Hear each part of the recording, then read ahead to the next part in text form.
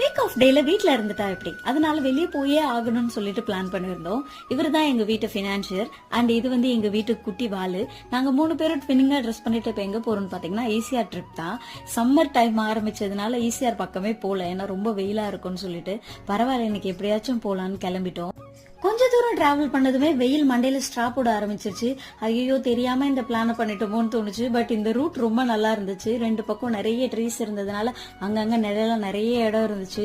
அதுவும் போற வழியில இளநீர், நுங்கு, அப்புறம் அந்த ஜூசஸ் எல்லாமே வித்துட்டு இருந்தாங்க அங்கங்க. நாங்க கொஞ்சம் தூரம் போயிட்டு கல்பாக்கம் கிட்ட எல்லாம் வந்ததுக்கு அப்புறம் தான் எங்களுக்கு கொஞ்சம் டீஹைட்ரேட் ஆன மாதிரி ஃபீல் ஆச்சு.